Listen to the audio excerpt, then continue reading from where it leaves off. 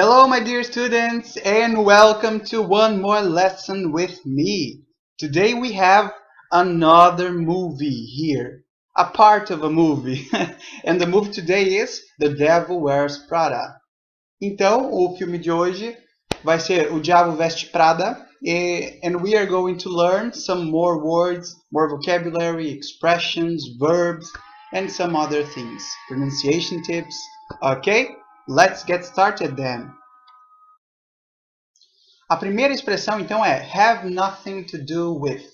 Lembrando, então, que aqui essa expressão pode voltar dependendo, ela pode dar uma pequena alterada dependendo da pessoa que estiver na frente, porque nós temos, então, ó, a gente vai usar o have com I, com you, com we e com they, tá? E aí ela vai se alterar só no he, no she e no it, que vai virar has. Então, daí ficaria has nothing to do with.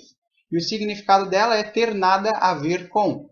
Então, aqui nós temos um exemplo. She's from a small town, but that has nothing to do with it, I think. Ela é de uma cidadezinha, ou de uma cidade pequena, mas isso não tem nada a ver com o assunto do qual eles estão falando, eu acho. Tá? Então, that has nothing to do with me. Isso não tem nada a ver comigo. That has nothing to do with her. Isso não tem nada a ver com ela. Outra, blithely. Para entendermos essa daí bem certinho, nós temos que ver primeiro aqui, ó, blithe, que seria feliz, alegre. É uma outra palavra para happy, mas é muito mais usado happy do que blithe, tá? Mas é só para conhecer, então, o que vai ter na lição de hoje. Então, blithely seria alegremente. Então, she blithely agreed to the contract without realizing what its consequences would be. Ela alegremente concordou com o contrato sem perceber quais seriam as consequências dele. Então, só lembrando aqui, o possessivo, né? Its consequences, ou seja, as consequências daquela coisa. E a coisa aqui, no caso, é o contrato. Próxima, então, é lumpy. O lumpy, então, a gente tem que olhar assim, ó, é cheio de grumos. E que vem de lump, tá? Que seriam caroços, grumos. Então, olha só. Por isso que a gente tem que ficar bem ciente da pronúncia. A gente tem que parar na última letrinha aqui, ó. Então, ó, lump. Não pode colocar um sonzinho a mais. Porque se eu falar lumpy, que a gente tem o costume de querer colocar sempre um sonzinho a mais atrás, já vira outra palavra. Então, nós temos aqui greasy, gorduroso, que vem de grease. Salty, salgado, que vem de salt. Então, tem que cuidar para não falar salty. Tem vezes que a gente quer falar meio preguiçoso salty, porque a gente faz isso em português de ficar colocando cizinho no final. Então, em inglês tem que cuidar. Salt, salty, sunny, que vem de sun. Então, tem que cuidar com essas coisinhas. E o exemplo, she lay on the lumpy mattress. Ela deitou-se num colchão cheio de grumos, com caroços, tá? Então, essa é a ideia. Outra, filtered down. Então, é filtrou. Filtrou não no sentido de filtrar a água, pegando um filtro mesmo. Então, ó, filtrar no sentido que passa de um nível mais alto e vai se espalhando para as pessoas, para os estabelecimentos, para as empresas e pessoas de um nível mais básico. Então, olha só o exemplo aqui. Ó. The information is slowly filtered down from management to the hourly employees. Então, a informação, de forma devagar, filtrou lá da gestão até os empregados que trabalham por hora, ou os empregados horistas, né? Outra. Trickle down.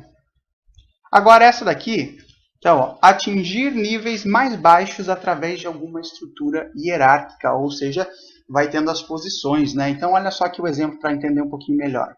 The sociology professor believed that money rarely trickles down from the owners of capital to the workers who toil in the factories.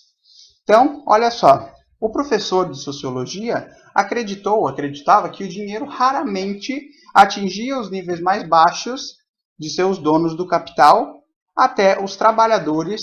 Aqui toil seria o verbo labutar ou outro verbo para work, então, que trabalhavam nas fábricas, né? Factory, fábrica, então factories, fábricas. Agora uma expressão bem curiosa e interessante, fished it out. Ou seja, já dá para ver ali, ó, fish, é peixe, né? Todo mundo sabe. Então, figure out, olha só o que é. É bem interessante, ó. Descobrir e pegar algo em uma pilha ou em uma loja de varejo. Ou seja, dá para lembrar o fato de colocar o anzol lá para pescar e aí você puxa o peixe. Por isso que essa expressão significa isso. Então, descobrir e pegar algo de uma pilha em uma loja ou em algum lugar, né? Então, olha só. She finally fished out the right letter from the files. Ela finalmente pegou, né? Descobriu e pegou a carta certa nos arquivos. Então, não é somente em uma loja de varejo. Estou só colocando como exemplo. Pode ser em outras situações também. Aqui, então, tinha um monte de arquivos, né, pastas, e a pessoa puxou a carta. Então, pode ser sempre que tiver muitas coisas num lugar e a pessoa pega algo. Ou seja, é como se estivesse pescando a coisa. Por isso que essa expressão é interessante. Então, fished out, pegou aquela coisa e puxou, tá? Como se fosse o ato de pescar. Então, exempt agora. Significa isentar. Então, ó, small businesses are expressively exempted from the requirements of this legislation. Os negócios pequenos são expressamente isentos dos requerimentos desta legislação. E a última de hoje, então, and last but not least, né, a última, mas não menos importante, é to take someone seriously, que significa levar alguém a sério. Agora, ali no lugar de someone, pode ser something também, alguma coisa. Tá? Pode ser tanto levar alguém a sério ou alguma coisa a sério. Então, olha só. Simon, it's impossible to take you seriously when you're wearing that silly t-shirt. Simon, é impossível te levar a sério quando você está usando aquela camiseta bobinha, ridícula, alguma coisa nesse sentido. E aí, na imagem do lado, eu quis colocar algo como to take something seriously, levar algo a sério. Então, ali no exemplo temos take your dreams seriously, ou seja, leve os seus sonhos a sério. Sonhos são coisas. Então, tudo que você estiver falando, take your job seriously, leve o seu trabalho a sério. Take your English course seriously, leve o seu curso de inglês a sério. Ou seja, fazer algo com seriedade, tá? Então, essas são as dicas de hoje. Eu espero que você tenha aproveitado. Faça o seu exercício de listening com um pedacinho do filme and enjoy the lesson. So, I'll see you next lesson. Bye!